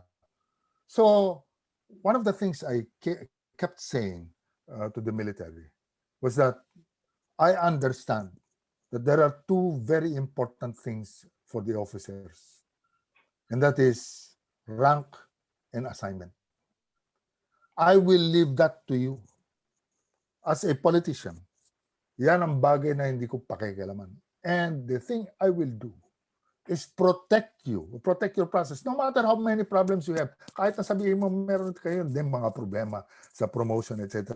Bahala na kayong Board of Generals, etc. Kayo ang humusga niyan, etc. Hindi yung mga kaibigan ko, mga politiko, o yung mga pagkakautangan ko ng loob. And if I may blow my own horn, in that particular area, talagang I did not allow any promotion just for the sake of political expediency or indebtedness. Okay. Chester? Ideally, the intention of putting our military officers into these courses is for them to think strategically, no? Maging strategic sila. Because we know for a fact na na-expose sila with operations and in conflicts, and kailangan din nilang magbasa at maging wais para matignan yung anong totoong nangyayari sa lipunan natin. And of course, as they go higher and get promoted, they will deal with the civilians because of course the government is still composed of civil servants. No? Okay. At kailangan ang katotohanan, kailangan nilang mag-engage sa mga civil servants na matataas ang posisyon. That is the logic behind that. Reality-wise, and trying to be realistic also, yung iba ang hanap nila network. Na kapag nakapasok sila dito, especially for civilian politicians, magiging kaalyado nila. Meron silang network with the armed forces. Ibig sabihin naman, yung mga ibang mga armed forces officers natin, kasi may early retirement sila, 56, kailangan natin maka-network para paglabas natin sa serbisyo, meron tayong posisyon. Okay. So, it's a web of life na relations pala. At nagiging vicious cycle. Okay. When in fact, the intention is for them to become strategic. Okay. Sana, na pag may ganitong mga issue para sa bansa natin, alam natin gagawin natin. It's a question of personal versus national interest. Okay. Sana manaig yung national interest. May nagsasabi, baka raw pwedeng ibalik na lang yung Philippine National Police sa aegis ng Armed Forces of the Philippines. While it is true, sabi nung ilan na nationwide in scope, pero police in character, civilian in character, pero hindi raw effective. Ano kaya? Binalik din yung military rank sa police eh. Pero alam mo, may dahilan yan eh. Kasi ang tao, yan, bakit di balik sa police, etc. Dati naman galing constabulary yan. You know, when you think about it, if you try to understand it, there is a real difference between police work and military. Now, the military's task under the Constitution is to defend the territorial integrity, sovereignty, and defend the people. Okay. Yung police is peace and order. Ano ang pagkakaiba? Maliwanag na maliwanag yung pagkakaiba yan eh. Yung military is mission-oriented. Yung police is service-oriented. Ang police dapat nakalubog sa komunidad. Naintindihan nila yung komunidad. Naintindihan nila yung mga behavior ng mga miscreants dyan, yung mga criminal, etc.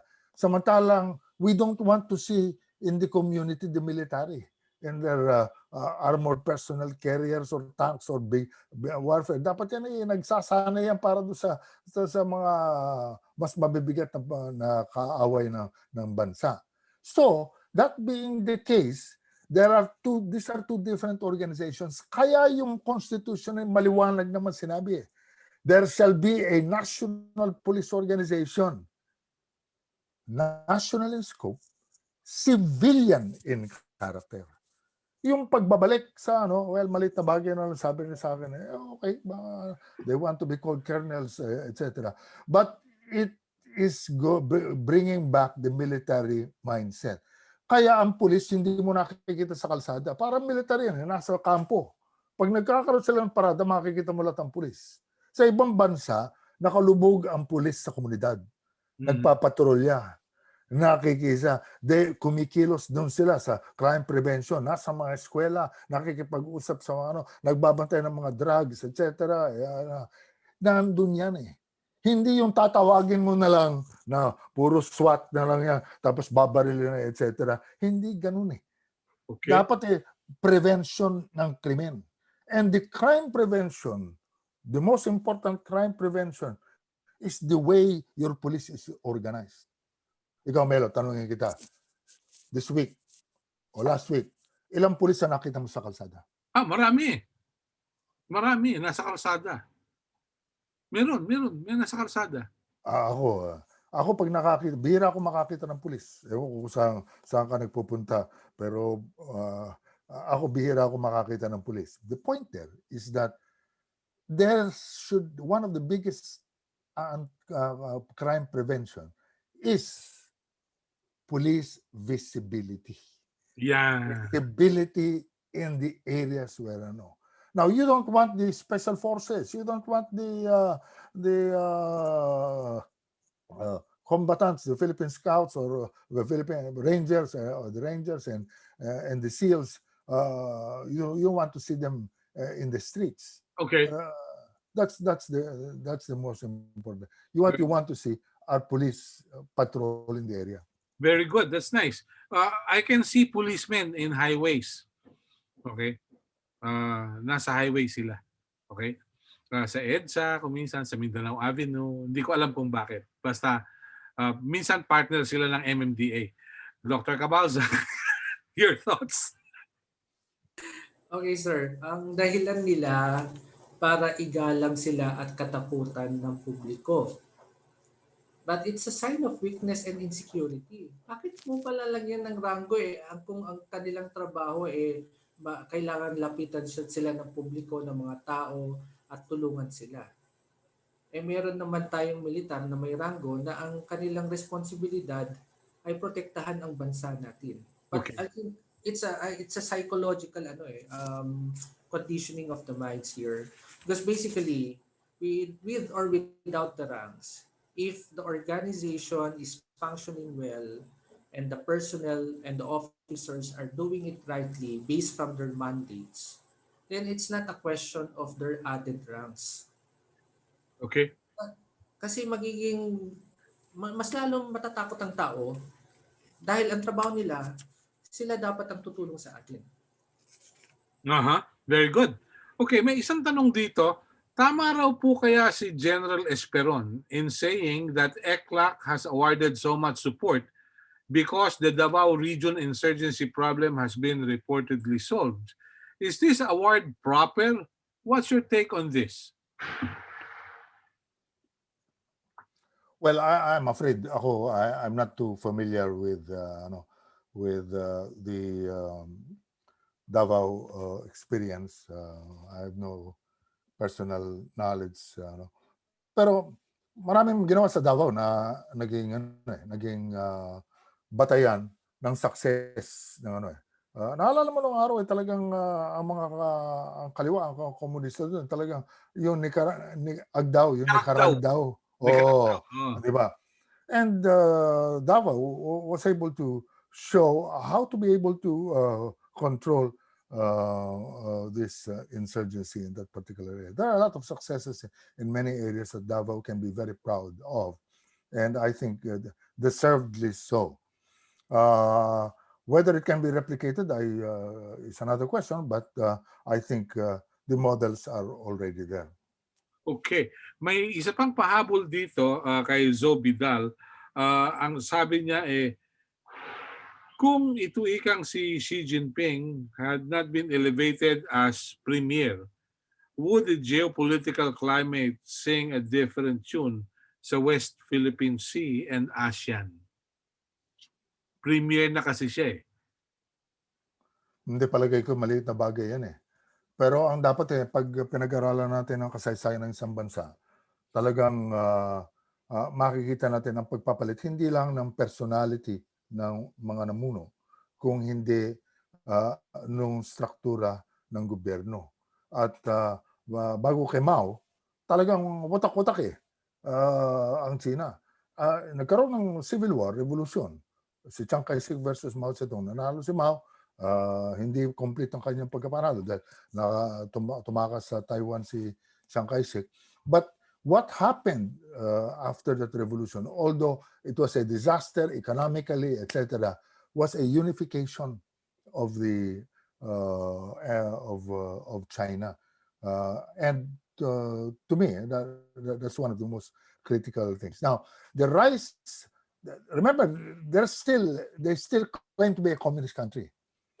Sabi na, we're a socialist country with Chinese characteristics. No? So, ang joke ko rin socialist country with capitalist characteristics. Okay. Alright. Dahil bagay na bagay sa yung entrepreneurship, bagay na bagay sa Chinese DNA Talagang bumulusok sila And they're manufacturing. And now they're a communist country in name, like many other countries. Pero bumagsak na ang Soviet Union, etc. Nagkawatak-watak na, nagbago na. So it's very important to sometimes we think the changes are dependent only on one man or his title. I doubt very much whether Mao was the premier leader of China, and he never used any title except chairman. Chairman of the Communist Party. He was never premier. He was never president, etc. And si Muammar Gaddafi never promoted himself to general, no?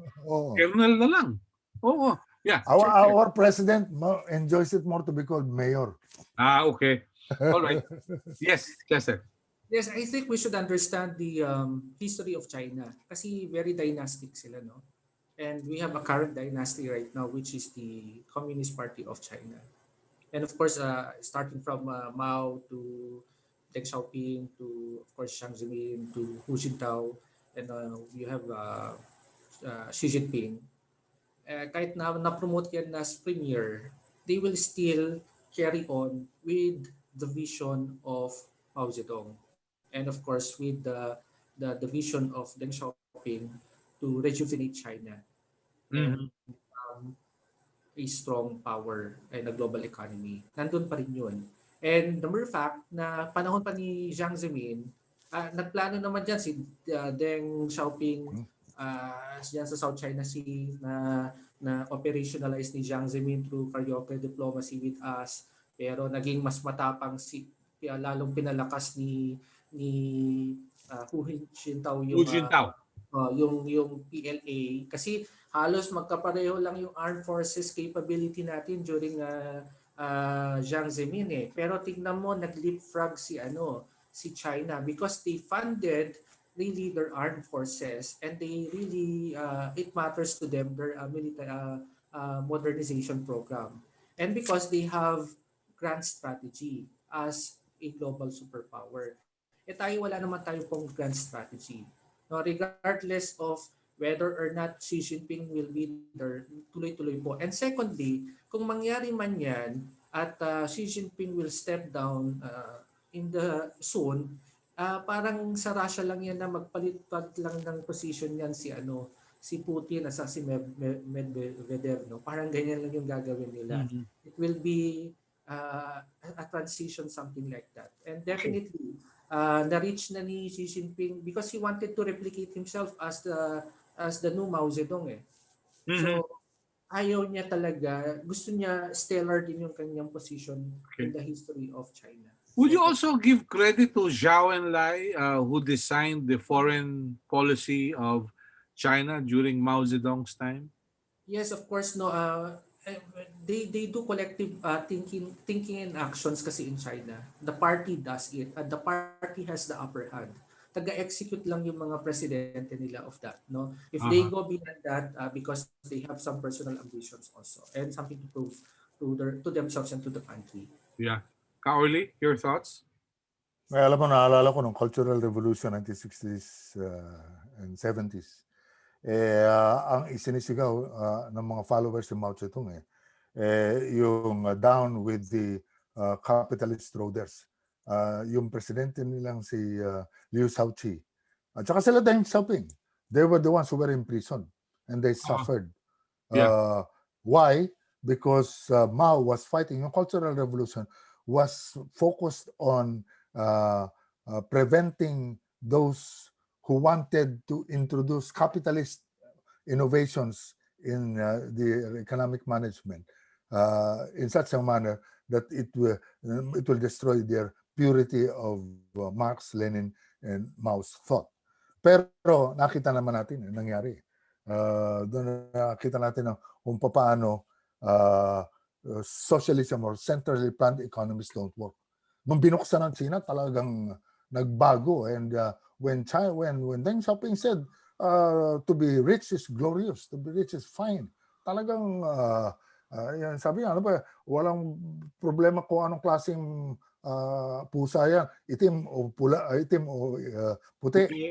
Basta nakakahuli ng go and be rich, etc. And he went to the United States.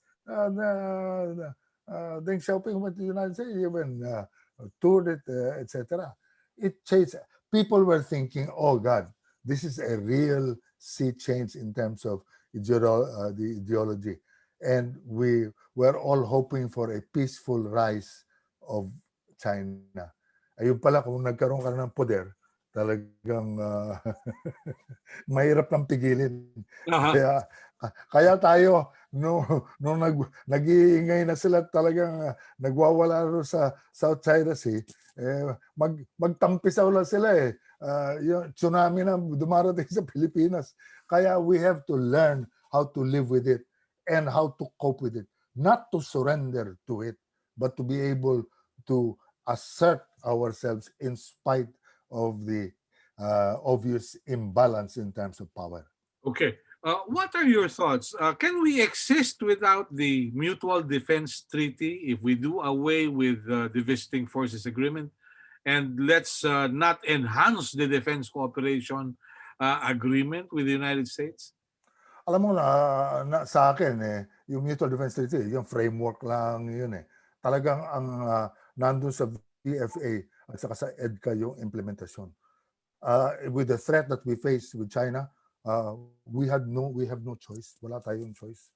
Kung hindi palakasin natin ang ating sarili continuously, pero talagang yung pinsa natin na malaki na poprotekta sa atin sa bully, dahil hindi natin maaasahan kahit anong magandang salita ang ibigay sa atin.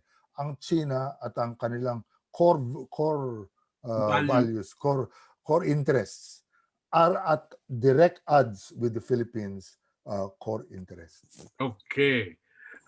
Chester? Well, for me, kaya naging successful kasi si Indonesia and Vietnam without defense treaties with external actors like superpowers. No? Dahil unang-una, yung mga pillars kasi nila in their governance and economy, mga military din kasi. In our Philippines, we have dark ages with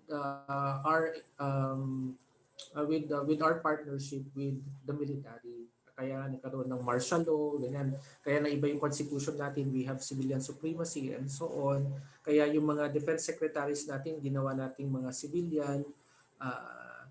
Although yung mga karamihan pa rin sa kanila, dating former military officers who became civilian because of retirement. But the point here, if we can only trust, and maybe it all boils down pa rin sa reorganization of our defense organization. Kung talagang mapagkakatiwalaan natin at wala silang any political biases and intentions in the future, then perhaps we can entrust to them that responsibility and mandate.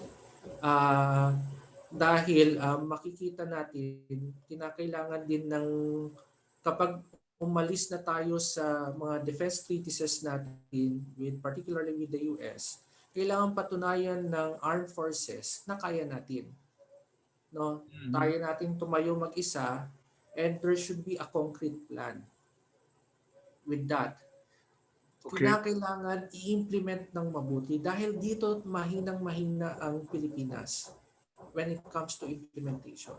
And the problem is also secondly, I'm seeing the yung door policy nila, nagbabago-bago kasi yung mga Yung revolving door policy.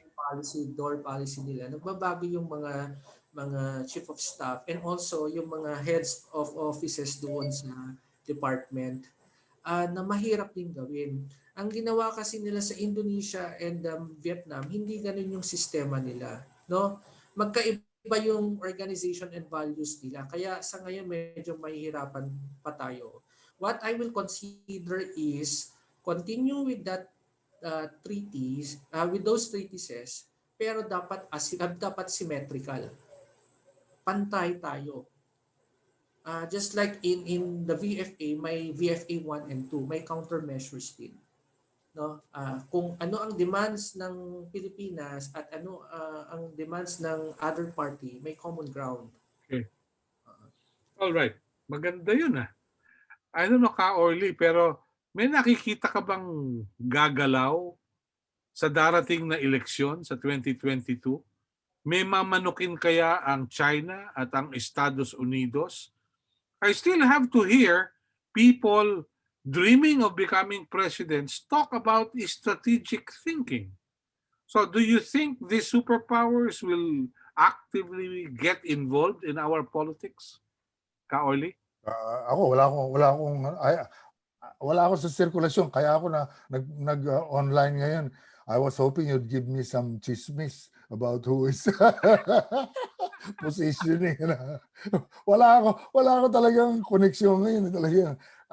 I've been strictly an academic teaching and one of these days pag we have the time bigyan mo ako ng pwede tayo magkapigyan.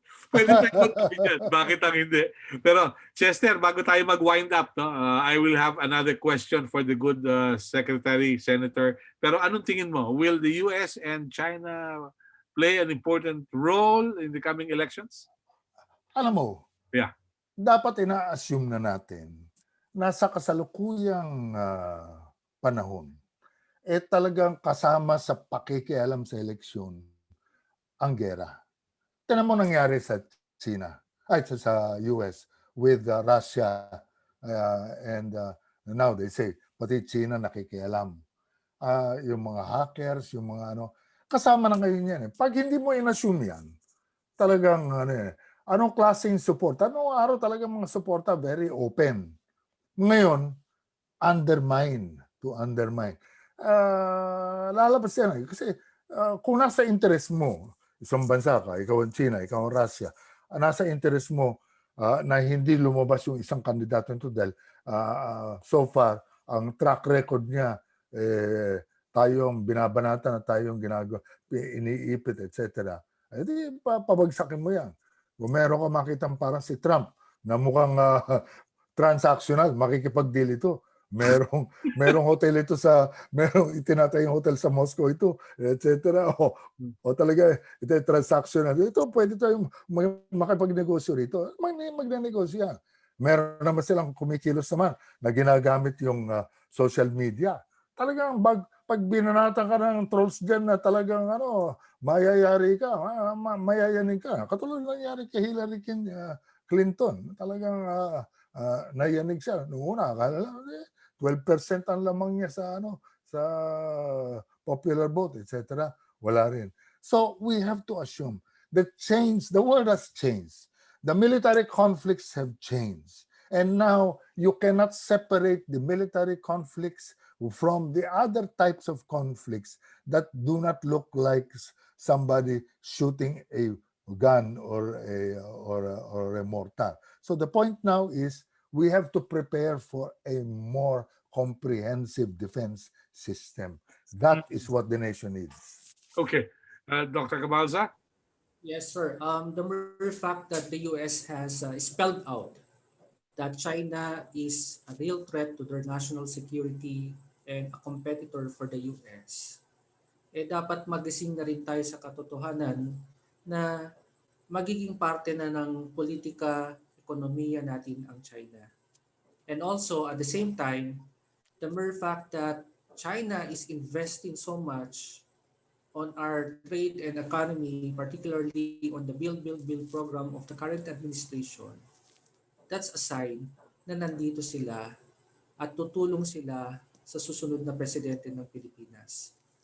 Ang debate sa 2022 hindi lang tungkol sa West Philippine Sea, kundi tungkol sa ekonomiya ng Pilipinas kung saan nakapasok na po ang mga Chinese investors natin. Because definitely, if you try to look at it, most of the build projects of the government are funded by China and Chinese investors.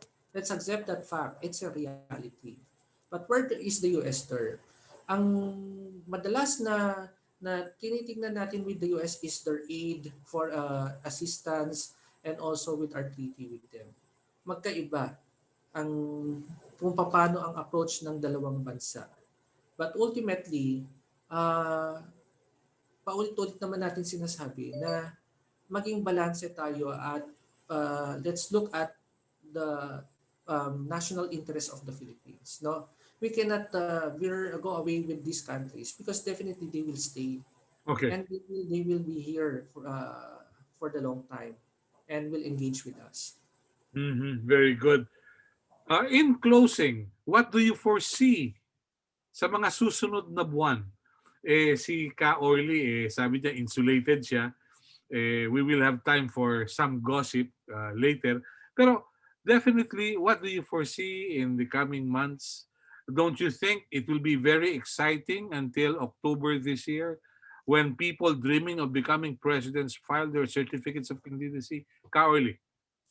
Well, sa akin, napakahirap kung ikaw ay nag-aambisyon na ikaw ay mag-ingay, gusto mong presidente sa gitna ng krisis. Unless you have the capacity to be able to help solve these particular problems or join in the solution of the problem. It is the wrong time to announce any interest in presidency. Now is the time to keep your head low and operate in a more sabrosa way so that kasi kahit may mga survey malaki pa ang mga problema natin now the one who can help solve problems, who can be credited for being part of the solution and not part of the problem, I think can emerge a little bit better in the forthcoming elections, which is still way off. Chester? Yes, let's wait and see what China and the US will do. Because basically, if the VFA will get terminated and will not get the concurrence of the president, definitely they have alternative options also.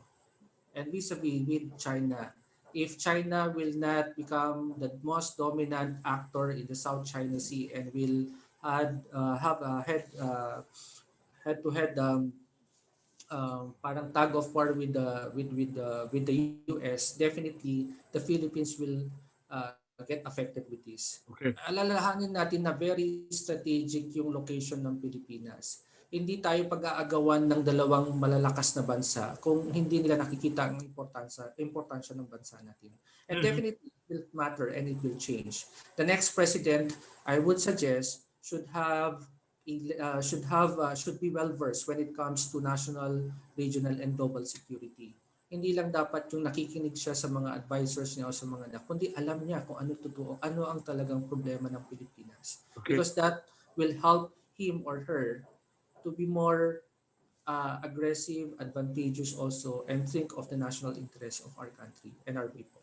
Yeah, pang soundbite lang ito, last question.